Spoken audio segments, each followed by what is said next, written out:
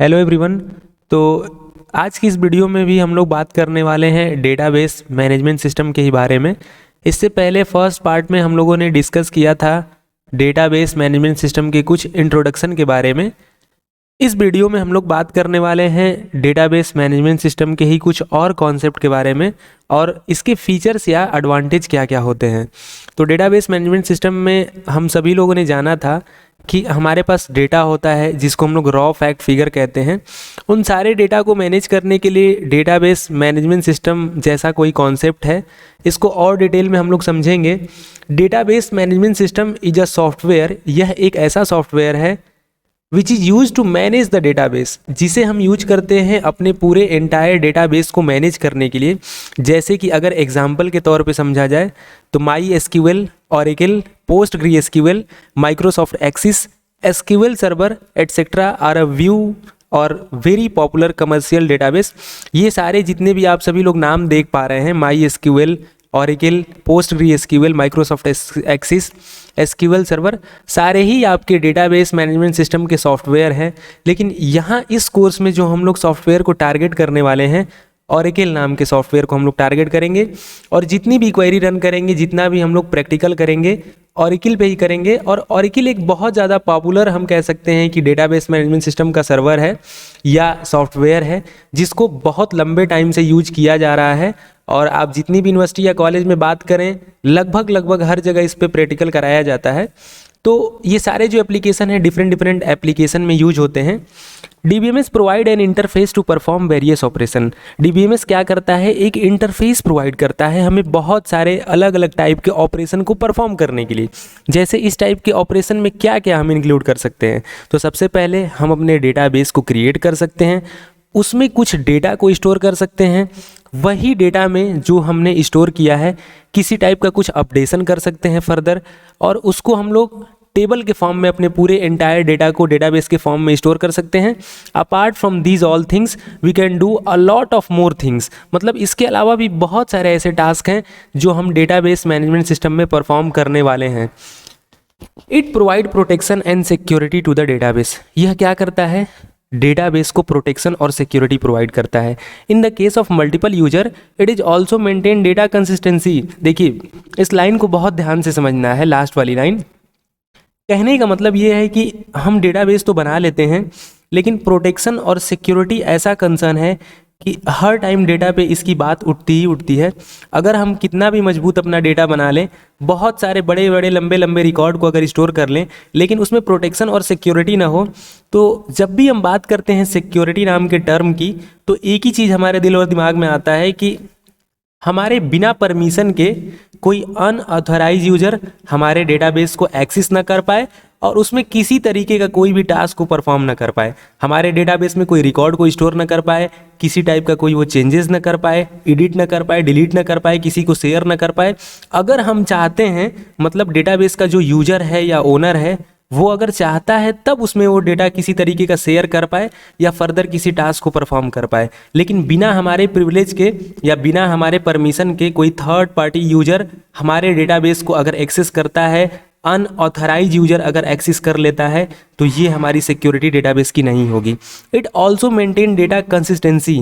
देखिए दोस्तों, डेटाबेस में हम सभी को पता है कि एक टाइम में हजारों लोग, लाखों लोग, करोड़ों लोग डेटाबेस में अपने रिकॉर्ड को इंसर्ट करते हैं। जैसे अगर यूपी स्कॉलरशिप की आप बात करें तो 10 दिन या 15 दिन या 20 दिन के लिए जब फॉर्म आता है, तो ये ज़रूरी नहीं है कि 10 बजे अगर आप फॉर्म को फिल कर रहे हैं तो उस टाइम पे हमारे प्रदेश में और सारे लोग ना कर रहे होंगे। हज़ारों लोग कर सकते हैं। अलग अलग कोर्स के, अलग अलग कॉलेज के, अलग अलग डिपार्टमेंट के बहुत सारे बच्चे हैं। सारे बच्चे अपने रिकॉर्ड को उसमें इंसर्ट करते हैं, अपना स्कॉलरशिप का फॉर्म भरते हैं। ऐसे ही अगर आप बात करें फ्लिपकार्ट, अमेजोन या और भी जो ई कॉमर्स वेबसाइट होती हैं, तो वहाँ पे भी किसी प्रोडक्ट को सेम टाइम में लाखों लोग, हज़ारों लोग ऑर्डर कर सकते हैं। लेकिन फिर भी हमारा जो डेटा का मेंटेनेंस होता है उसमें किसी तरीके का कोई ब्रेक नहीं होता है, कंसिस्टेंटली डेटा हमारा स्टोर होता है और जो भी हम टास्क परफॉर्म करना चाहते हैं ईजिली हम कर पाते हैं। इससे कोई मतलब नहीं है कि एक सिमिलर टाइम पे कितने सारे यूजर उस डेटाबेस में किसी टाइप के टास्क को परफॉर्म करने लग रहे हैं। फिर नेक्स्ट टॉपिक हमारे पास है फीचर्स ऑफ DBMS। तो डेटाबेस मैनेजमेंट सिस्टम हमें किस किस टाइप का फीचर्स प्रोवाइड करता है। तो सबसे पहला इसमें जो हमारे पास टॉपिक है, उसमें हमारे पास है डेटा स्टोरेज। तो दोस्तों जब भी हम बात करते हैं डेटा स्टोरेज की, तो हम सभी को पता है कि अगर डीबीएमएस का कॉन्सेप्ट अगर कहीं पे आ रहा है तो बिना स्टोरेज के हम कुछ उसमें कर ही नहीं सकते हैं। भाई सिंपल सी बात है कि अगर हम अपने डेटा को कहीं पे स्टोर ही नहीं कर पाएंगे तो फिर उसमें किसी टाइप की कोई टास्क परफॉर्म करने की बात कहाँ से आ जाती है। So the DBMS store data in A structure format. DBMS क्या करता है, हमारे सारे डेटा को एक स्ट्रक्चर मैनर में, एक लॉजिकल मैनर में स्टोर करता है, making it easy to search and retrieve. किस लिए? कि हम आसानी से अपने रिकॉर्ड को सर्च कर पाएँ, फेच कर पाएँ, या किसी टाइप के और उसमें टास्क को परफॉर्म करना हो तो कर पाएँ।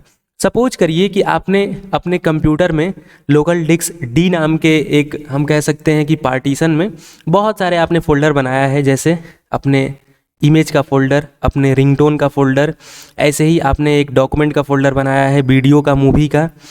इसके बाद आपने एक यूनिवर्सिटी कोर्स नाम से फ़ोल्डर बनाया, उसमें अलग अलग टाइप के बीसीए, बीबीए, एमसीए बहुत सारे कोर्स हैं। सेक्शन वाइज स्टूडेंट का रिकॉर्ड है और फिर सब्जेक्ट वाइज रिकॉर्ड है। तो अगर इस टाइप से अगर बहुत सारे रिकॉर्ड को आपने इंसर्ट उसमें कराया है तो सिंपल सी बात है कि अगर हम डेटा को फेच करना चाहेंगे तो उसमें हमारे पास बहुत सारे प्रॉब्लम आ सकते हैं। किस किस टाइप के हमें प्रॉब्लम फेच करने की रिक्वायरमेंट हो सकती है? ऐसे केस में अगर सपोज करिए कि हमने उस डेटा को अगर लॉजिकल मैनर में या सीक्वेंस या ऑर्गेनाइज मैनर में अगर स्टोर नहीं किया होता तो हम उसे ईजिली एक्सेस नहीं कर पाते हैं, कहीं ना कहीं उसमें प्रॉब्लम हमारे पास ज़रूर आती। तो ये हमारा डेटा स्टोरेज का जो फीचर है, एक ऐसा फीचर्स है कि हमारे डीबीएमएस में होता ही होता है, जिससे हम अपने रिकॉर्ड को ईजिली सर्च कर पाते हैं और रिट्रीव कर पाते हैं। नेक्स्ट पॉइंट हमारे पास है डेटा एक्सेस का। DBMS provide a range of tools for accessing and manipulating data such as query language and API. अब डेटा एक्सेसिंग में हमारे पास बहुत सारे टूल्स होते हैं जिससे हम अपने डेटा को एक्सेस करते हैं और उसमें मैनिपुलेट करते हैं, जैसे कि क्वेरी लैंग्वेज। तो जब हम क्वेरी लैंग्वेज की बात करते हैं तो एसक्यूएल नाम का एक क्वेरी हमारे पास है या लैंग्वेज है, जिसको हम लोग स्ट्रक्चर क्वेरी लैंग्वेज कहते हैं। और इसके अलावा एक और टर्म यहाँ पे दिया गया है जो कि एपीआई, जिसको हम एप्लीकेशन प्रोग्राम इंटरफेस कहते हैं। तो जब बहुत सारे वेबसाइट में किसी एपीआई को आपको कॉल करना होता है तो फर्दर हम लोग समझेंगे एपीआई को और डिटेल में। यहाँ बस आपको ऐसे समझना है कि क्वेरी लैंग्वेज में एसक्यूएल नाम की कोई चीज़ होती है जिसको हम क्वेरी के फॉर्म में अपने ओरेकल सॉफ्टवेयर में कुछ लिख के और अपने डेटाबेस के रिकॉर्ड को क्रिएट करते हैं, एडिट डिलीट या बहुत सारे टास्क को परफॉर्म करते हैं। अपार्ट फ्रॉम दिस हमारे पास एपीआई होते हैं। जब आप एप्लीकेशन डेवलपमेंट करते हैं, टेक्निकल किसी कॉन्सेप्ट या प्रोजेक्ट पे काम करते हैं, एपीआई का बहुत बड़ा रोल होता है। डेटा सिक्योरिटी की अगर बात किया जाए तो DBMS provide security feature to protect data from unauthorised access and modification. देखिए दोस्तों, मेन जो पर्पज हमारे डेटा सिक्योरिटी का है बस इतना ही है कि अनऑथराइज एक्सेसिबिलिटी ना हो हमारे पूरे डेटाबेस को, उसमें किसी तरीके से कोई ऐसा यूजर जिसके पास परमिशन नहीं है वो मॉडिफाई नहीं कर पाए। अगर ओरेकल सॉफ्टवेयर की भी अगर आप बात करें तो जब ओरेकल को आप ओपन करते हैं तो एक यूज़र नेम और एक पासवर्ड का ऑप्शन आता ही आता है। तो यूज़र नेम और पासवर्ड जब हम उसमें डालते हैं तभी हम ओरेकल में लॉगिन हो पाते हैं। फिर ऐसे ही हमारे पास बहुत सारे डेटाबेस के फीचर्स हैं जो हमें किसी अलग टाइप से, या हम कह सकते हैं कि हमारे डीबीएमएस को पूरा एक यूनिक बनाता है। फिर नेक्स्ट जो पॉइंट हमारे पास यहाँ पे देखने को मिल रहा है फीचर्स में, वो क्या है? इंटीग्रिटी। अब देखिए, इंटीग्रिटी एक ऐसा कॉन्सेप्ट है, अगर हिंदी मीनिंग की बात किया जाए डेटा इंटीग्रिटी की, तो इंटीग्रिटी का मतलब होता है अखंडता। The DBMS ensure the integrity of data bye maintaining consistency and preventing data corruption. दो टर्म इसमें सुनने को मिल रहा है आपको। एक तो हमारे डेटा की कंसिस्टेंसी किसी तरीके से ब्रेक नहीं होनी चाहिए और डेटा करप्ट नहीं होना चाहिए। कंसिस्टेंटी ब्रेक होने का मतलब बस इतना है कि अगर मान के चलिए कि हमने 10,000 रिकॉर्ड को इंसर्ट कराना चाहा और स्टार्टिंग के 500 या 600 रिकॉर्ड ईजिली आसानी से अगर रिकॉर्ड इंसर्ट हो गया, उसके बाद वाले रिकॉर्ड में कंसिस्टेंसी ब्रेक हो रही है। कंसिस्टेंसी का मतलब हम कहते हैं लगातार होना। तो स्टार्टिंग से लेके लास्ट तक पूरे डेटा की रिकॉर्डिंग उसी मैनर में, उसी सिस्टमेटिक वे में, उसी स्पीड से होनी चाहिए। कंसिस्टेंसी कहीं भी ब्रेक नहीं होनी चाहिए। और प्रिवेंटिंग डेटा करप्शन का मतलब यहाँ पे ये है कि हमारा डेटा कहीं भी किसी तरीके से करप्ट ना हो। जनरली हम लोग सुनते हैं, कहते हैं कि हमारा ऑपरेटिंग सिस्टम करप्ट हो गया, हमारा पेन ड्राइव करप्ट हो गया, तो उसमें जो डेटा हमने रखा था इंटेंशनली या अनइंटेंशनली डिलीट हो गया। इंटेंशनली तो नहीं कह सकते हैं, हमारे बिना चाहे ही वो डेटा डिलीट हो गया या रिमूव हो गया या फाइल वो ओपन नहीं हो पा रही, तो हम कहते हैं कि पेन ड्राइव करप्ट हो गया या ऑपरेटिंग सिस्टम करप्ट हो गया। तो ऐसे ही हमारे DBMS में भी हमारा डेटा करप्ट नहीं होना चाहिए और जो भी हम टास्क करते हैं वो कंसिस्टेंट मैनर में होना चाहिए। नेक्स्ट हमारे पास जो फीचर्स है DBMS का वो है डेटा कंकरेंसी। अब देखिए, डेटा कंकरेंसी का मतलब यहाँ पे ये है, DBMS allow multiple user to access and update the same data concurrently without compromising data integrity। बिना डेटा के इंटीग्रिटी को कंप्रोमाइज किए हुए ही हम उसी टाइम पे बहुत सारे यूजर उस पूरे DBMS में अपने रिकॉर्ड को इंसर्ट, एडिट, डिलीट, फेच सब कुछ कर पाते हैं। जैसे एग्जांपल से अगर हम लोग समझें तो ऐसा पॉसिबल नहीं है कि हर एक यूजर को एक सेपरेट टाइम दिया जाए अपने रिकॉर्ड को इंसर्ट करने के लिए। अभी कुछ टाइम पहले मैंने स्कॉलरशिप और ई-कॉमर्स वेबसाइट, ऐसे बहुत सारे आप एग्जांपल समझ सकते हैं।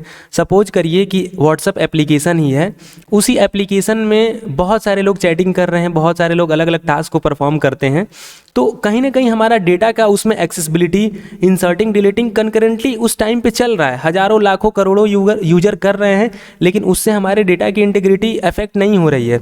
अगर और अच्छे से इसको समझना है, कोई वेबसाइट है, मान लीजिए हमारा कोई एजुकेशनल चैनल है, हम ऑनलाइन कोर्स अपना लॉन्च करते हैं या जो भी करते हैं, उस केस में सपोज करिए कि अगर एक यूजर किसी रिकॉर्ड को फेच कर रहा है या इंसर्ट कर रहा है, सेम टाइम पे अगर दूसरा यूजर उस रिकॉर्ड को अगर इंसर्ट करे या फेच करे या एडिट करे, तो उससे डेटा के इंटीग्रिटी पे कोई इफेक्ट नहीं पड़ना चाहिए, क्योंकि एक नाम के हज़ारों लोग हो सकते हैं, हो सकता है कि उनका डेट ऑफ बर्थ का ईयर भी सेम हो, एड्रेस भी सेम हो, तो कैसे हम उन दोनों में से लोगों को अलग पहचानेंगे।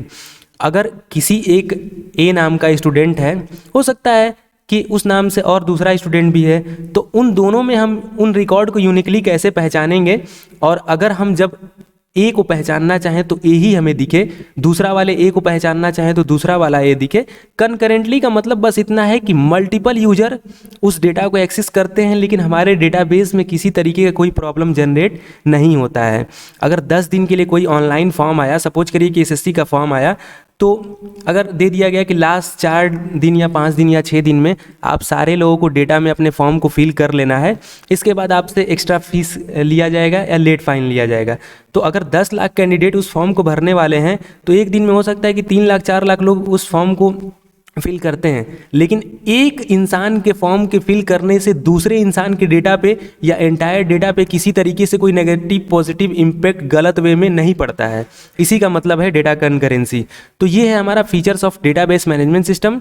नेक्स्ट वीडियो में कुछ और एडवांटेज के बारे में बात करेंगे, फिर ऑरेकल पे क्वेरी रन करा के हम लोग चेक करेंगे। तो आज की इस वीडियो में इतना रखते हैं। देखने के लिए बहुत बहुत धन्यवाद। जय हिंद, वंदे मातरम।